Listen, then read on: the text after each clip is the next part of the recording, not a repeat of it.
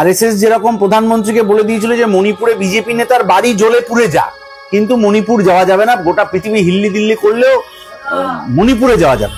RSS শিখিয়ে দিয়েছিল প্রধানমন্ত্রী এবং মুখ্যমন্ত্রীকে যে কখন কোথায় যেতে হয় আর কখন কোথায় যেতে নেই, যে উনি যেখানে যাবেন সেখানে সব সুন্দর সাফ সুতরো পরিষ্কার পরিচ্ছন্ন হতে হবে, রক্তের দাগ হোক, দাঙ্গার দাগ হোক, ঝামেলার দাগ হোক, সব মুছে ফুচে পরিষ্কার করে দিতে হবে।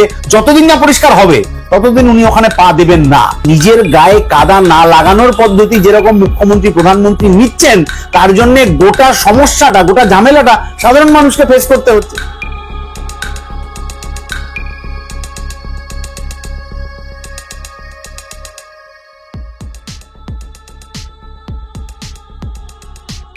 নিমকাঠ এখন বাংলার রাজনীতির চর্চার অঙ্গ হয়ে উঠেছে। একদিকে দাবি করা হয়েছিল নিমকাঠ নিয়ে এসে বিগ্রহ বানানো হয়েছিল, আরেকদিকে মুখ্যমন্ত্রী মমতা বন্দ্যোপাধ্যায় বলছেন তার বাড়িতেই তো নিম গাছ আছে, বাইরে থেকে কেন নিমকাঠ আনতে যাবে। এ বিষয়ে প্রতিক্রিয়ায় কি জানিয়েছেন ডিওয়াইএফআই নেতা কলতান দাশগুপ্ত। বাংলায় এখন নিম পাতা গেলার মতো প্রচুর ইস্যু আছে। এটা হচ্ছে যে 25,752 লোকের চাকরি, সেটা কি হবে?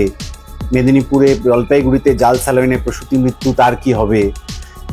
এত এত যে দুর্নীতি গত 13 বছর ধরে হলো, তার তদন্ত সিবিআইডি কেন করে উঠতে পারছে না? কচ্ছপ অব্দি সিবিআই এর তদন্তের গতি দেখে হাসছে গোটা চারপাশ জুড়ে। ফলে এত যখন ইস্যু এবং সেই ইস্যু সাধারণ মানুষের মধ্যে আলোচনা হলে একটা মুখে নিম পাতা গেলার মতো অবস্থা হয়। এই নিম পাতা আবার সামনে ভোট, ফলে এই ভোটের আগে যাতে জনগণ এই নিম পাতার স্বাদটা না পেতে পারেন, তার জন্য প্রাণপণে কখনো নিমকাঠ, কখনো মুর্শিদাবাদ, এইগুলো আমাদের চোখের সামনে হাজির করানো হচ্ছে, যাতে রুটি রুজির ইস্যু, পেটে ভাতের ইস্যু, হাতে কাজের ইস্যু, এগুলো চোখের সামনে না আসে। তার জন্যে কতগুলো নন ইস্যুকে সামনে এনে হাজির করা যায়। তার মধ্যে একটা ইস্যু এইটা, যাদের রাস্তা বানানোর কথা, ব্রিজ বানানোর কথা, স্কুল কলেজ বিশ্ববিদ্যালয় বানানোর কথা, তারা যদি সেগুলো বাদ দিয়ে সেই টাকা অন্য জায়গায় খরচা করেন, তাহলে জনগণ যে নিমপাতা খেয়ে তেতো প্রশ্নটা করবেন যে এই টাকা তোমাকে ওখানে খরচ করার অধিকারটা কে দিল, এই প্রশ্ন যাতে করতে না হয় তার জন্য এই নিমকাঠ টিমকাঠ সামনে এনে একটা বিতর্ক তৈরি করার চেষ্টা। কিন্তু যিনি বলেছেন তার বাড়িতে অনেক নিম গাছ আছে, তাহলে ওটা দিয়েই কাজ হতে পারে। তো তাদের ওই রাস্তার মধ্যে তো 35টা বেআইনি প্লটও রয়েছে, সেই প্লটগুলোর জমি তো কোনো একটা শিল্প তৈরির জন্য এতদিনে দিয়ে ওঠা যাচ্ছে না, তাহলে হঠাৎ নিম গাছ রয়েছে সেটা দিয়ে কাজ হতে পারে, এটা বলার প্রয়োজন। দীর্ঘ সময় পার হওয়ার পর অবশেষে মুর্শিদাবাদে গেলেন মুখ্যমন্ত্রী। অগ্নিগর্ভ পরিস্থিতিতে দেখা মেলেনি মমতার। শুধুই কি বিধানসভা ভোটকে সামনে রেখে মুর্শিদাবাদে যাওয়ার সিদ্ধান্ত মুখ্যমন্ত্রীর? আরএসএস শিখিয়ে দিয়েছিল প্রধানমন্ত্রী এবং মুখ্যমন্ত্রীকে যে কখন কোথায় যেতে হয় আর কখন কোথায় যেতে নেই। যখন মণিপুর জ্বলছিল, বিজেপি নেতার বাড়ি ভাঙচুর হয়ে যাচ্ছিল মণিপুরে, তখনও প্রধানমন্ত্রী মণিপুর যাওয়ার কথা ভেবে উঠতে পারেননি, গোটা পৃথিবী ঘুরে বেড়াচ্ছে। আর যখন মুর্শিদাবাদের এই ঘটনা ঘটছে, তখন মুখ্যমন্ত্রী অন্য কাজে ব্যস্ত। তার রাজ্যের মানুষ, তার ভোটার, এলাকার বাসিন্দা, যাদের মুখ্যমন্ত্রীর ওপর ভরসা রেখে তারা এই পশ্চিমবাংলায় বেঁচে থাকার কথা, তারা তাদের এলাকায় আক্রান্ত হচ্ছেন, সমস্যা তৈরি হচ্ছে, কিন্তু মুখ্যমন্ত্রী মুর্শিদাবাদ যাওয়ার প্রয়োজন বোধ করেননি। কেন? কারণ সব সাজিয়ে গুছিয়ে সুন্দর করে পরিপাটি করে রং করে তৈরি না করে দিলে তবে মুখ্যমন্ত্রী ওই জায়গায় গিয়ে পৌঁছাবেন না। এগুলোই তো স্বৈরাচারী পদক্ষেপ, যে উনি যেখানে যাবেন সেখানে সব সুন্দর সাফ সুতরো পরিষ্কার পরিচ্ছন্ন হতে হবে, রক্তের দাগ হোক, দাঙ্গার দাগ হোক, ঝামেলার দাগ হোক, সব মুছে ফুচে পরিষ্কার করে দিতে হবে। যতদিন না পরিষ্কার হবে ততদিন উনি ওখানে পা দেবেন না।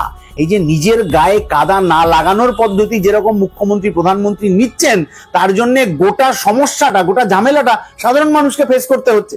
আচ্ছা, এই যে মুখ্যমন্ত্রী গেলেন মুর্শিদাবাদে, গিয়ে কি লাভটা হলো? গিয়ে বললেন বোথ সাইডের এমএলএ কে আমি বলে দিয়েছি যাতে আর কিছু ঝামেলা ঝঞ্ঝাট না হয়। What means both side? হিন্দু মুসলিম আলাদা সাইড কবে থেকে হয়ে গেল পশ্চিমবাংলায়? কিন্তু কালকে বক্তৃতায় উনি ওই কথাটাই বলেছেন। মানে মনের মধ্যে উনিও চাইছেন যে এই ধরনের ভাগ আরো বাড়তি হতে থাকুক, ফাটলটা আরো চওড়া হোক, তাহলে 26-এর নির্বাচনে অর্ধেক অর্ধেক ভাগাভাগি করে কাল ওই লঙ্কা ভাগের মতো উনি এবং বিজেপি তারা হচ্ছে যে ভাগ করে নেবেন। যেখানে আগুন জ্বলছে সেই আগুনে জল দেওয়ার বদলে ময়দা মেখে ওখানে ক্ষমতার রুটি চাকা হচ্ছে, একটু ভাগ বিজেপিকে দেবেন আর একটু ভাগ উনি নেবেন। দিলীপ ঘোষ কি তৃণমূলে আসছেন? বর্তমানে বাংলার রাজনীতিতে এটি একটি গুরুত্বপূর্ণ আলোচনার বিষয় হয়ে দাঁড়িয়েছে। এই বিষয়ে কি বললেন কলতান দাশগুপ্ত? দিলীপ ঘোষ তৃণমূলে না গেলেও উনি আছেন, আমাদের রাজ্যের মুখ্যমন্ত্রী বিজেপিতে না গেলেও উনি আছেন। আরএসএসই তো শিখিয়েছে এইসব রাজনীতি।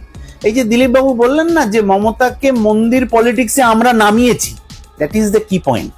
আরএসএস চায় গোটা দেশের রাজনীতিটা আসলে এই মন্দির মসজিদ ভাগাভাগি এইটা দিয়ে নিয়ন্ত্রিত হয়, এবং এই নিয়ন্ত্রিত হওয়ার জন্যে রুটি রুজির লড়াই যারা করছে, জাস্টিসের লড়াই যারা করছে, তাদেরকে সরিয়ে দিতে হবে। যে কারণে আরজি করের ঘটনার পর আপনি ওই দিলীপ বাবুদের বাকিদেরকে খুব বেশি কথা বলতে দেখবেন না। যা কথা বলেছেন ডাক্তারদের দিকে আক্রমণ করেছেন। মেদিনীপুরের জাল চালানের ঘটনার পর আপনি এদেরকে কোথাও রাস্তায় দেখবেন না। যে মুহূর্তে দিলীপ ঘোষ দীঘার মন্দিরে গেলেন সেই সময় দার্জিলিং এর 26টা চা বাগান বন্ধ, 20টা চা বাগান যেগুলো চলছে, কিন্তু শ্রমিকরা গত 4-5 মাস ধরে মাইনেও পাচ্ছেন না, রেশনও পাচ্ছেন না। কিন্তু সেটা নিয়ে দিলীপ বাবু কি মুখ্যমন্ত্রী তারা কোনো কথা বলবেন না। কি নিয়ে কথা বলবেন? মন্দির মসজিদ নিয়ে। কেন বলবেন? কারণ আরএসএস শিখিয়ে দিয়েছে। ফলে কেউ অফিসিয়ালি ঝান্ডা তুলে জয়েন করলেন কিনা, ইনি তৃণমূলে কি উনি বিজেপিতে, সেটা গুরুত্বপূর্ণ নয়। গুরুত্বপূর্ণ হচ্ছে যে আরএসএস যে রাজনীতির রাস্তা সেট করে দিয়েছে, যে স্ট্র্যাটেজি সেট করে দিয়েছে, সেই স্ট্র্যাটেজিতে মমতা ব্যানার্জি কাজ করছেন কিনা সেটা দেখার জন্যই বোধহয় দিলীপ ঘোষ ওখানে গিয়ে পৌঁছেছিলেন। দিলীপ ঘোষকে নিয়ে এখন বিজেপির অন্দরে অন্তর্দ্বন্দ্ব। এই গোষ্ঠী কোন্দলে কতটা লাভ হলো বামেদের?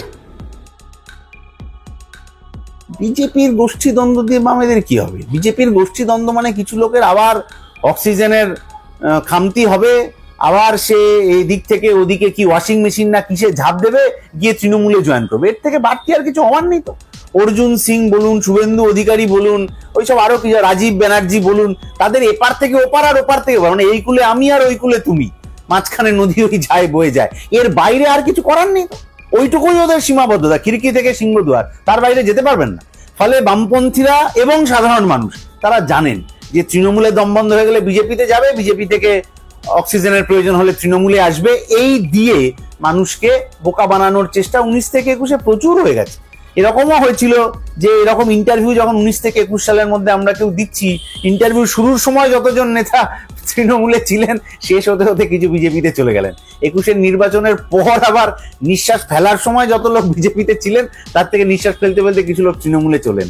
তাহলে এগুলো সাজানো ঘটনা, আগে থেকে সব ঠিক থাকে। আরো 2-4 জন চলে যেতে পারেন, কিন্তু তা দিয়ে সাধারণ মানুষের মনে যে সন্দেহটা তৈরি হয়েছে যে তৃণমূলের বিজেপি আসলে সেটিং করে থাকছে, না হলে আরজি করের বিচার হয়ে যেত, না হলে রাজীব কুমারের লাল ডায়েরির বিচার হয়ে যেত, না হলে নিয়োগ দুর্নীতির বিচার হয়ে যেত, সাধারণ মানুষের মনে এই যে প্রশ্নগুলো আসছে, এই প্রশ্নগুলো আরো বাড়তে থাকবে যত এই নেতারা দলবদলের খেলা খেলাতে থাকবে।